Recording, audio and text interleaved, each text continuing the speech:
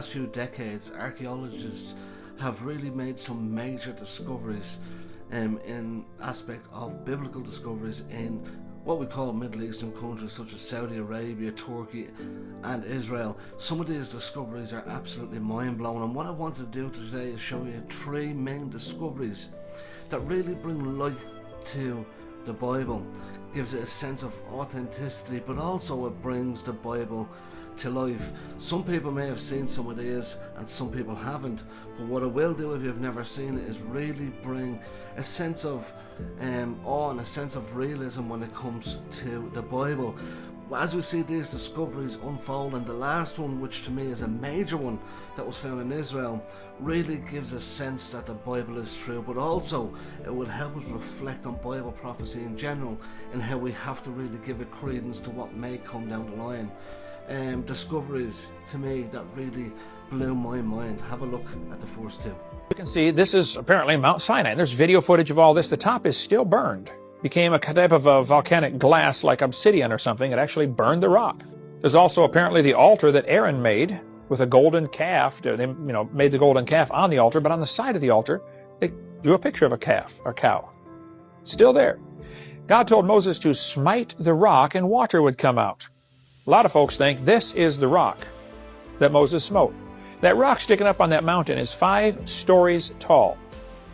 50 feet to the top of that rock, as tall as these trees around here. And it's split right down the middle. On both sides there are erosion marks. Water came pouring out of that rock.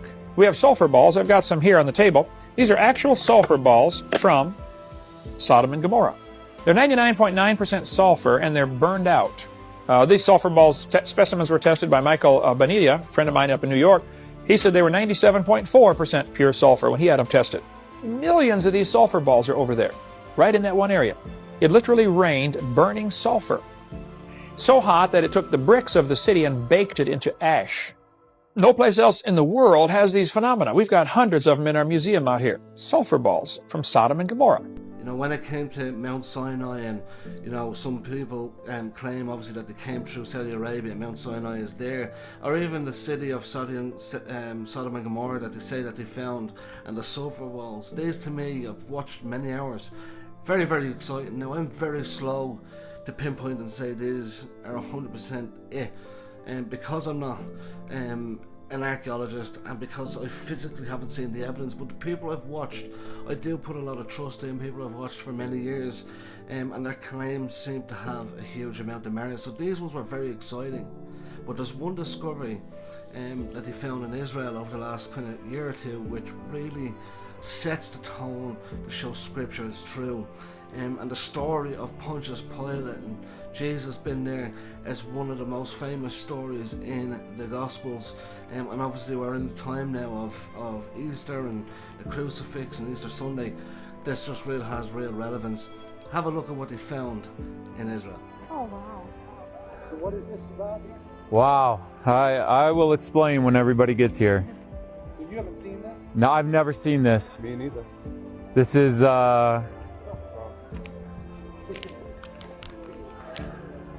there was a gigantic mound of dirt, and the whole mound of dirt is gone, and so I jumped up on a bench and looked over and saw this.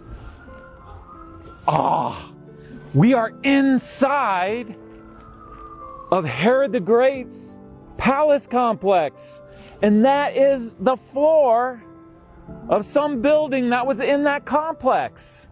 Now I can tell by looking at the, whoa, I almost went to visit it down there. I can tell by looking at the tesserae, these little cubes, that this is the Roman period. We're looking at the time of Jesus right there. And we're looking at it in a place that we know Jesus went through this particular event where he was flogged by the Roman soldiers. So it makes sense. It's the most probable place where the flogging of Jesus took place would be inside the gate and near the barracks where the soldiers lived, since it was the soldiers that flogged him. And so I'm not saying that it took place right where we saw that mosaic floor, but somewhere in the vicinity of these barracks is the likely place where the flogging of Jesus took place. So if you were to look at Jerusalem in AD 33 at the time of the trial, then there would be two building complexes that would dominate the city. One, the temple, and the other, the palace. The temple was the focal place for Jewish worship, and the palace was the seat of government, so that the ruler from Rome could rule over the city and all of Judea. So where would we expect, after Herod's death, where would we expect Pontius Pilate to be ruling from when he's in Jerusalem?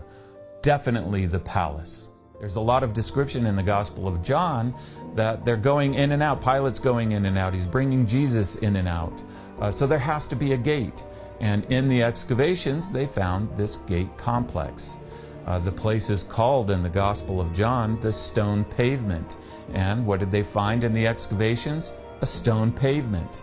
Pilate sits down on a judgment seat, which they found through archaeology. They found the judgment seat. But this is where Pontius Pilate would speak to the people, where he would sit on his judgment seat. So this fitting between the Gospel of John and what was found in the excavations that he took part in is why Dr. Gibson interprets this place as being biblical Gabbatha. You know, if I was to wrap all of this up and we look at the discoveries that have been made, great excitement and great anticipation of what is to come, and it's great to see some of these stories actually paint a picture and come to life today in how we see the world. Very, very excited to see these things happen. When it comes to the terms of Bible prophecy, now I say to people, really look to Scripture. We can see in the world what's happening, and Scripture is coming to life. If I always wrap it up on this, we see all the chaos that's happening at the moment. Remember, God's always in control, and keep the faith.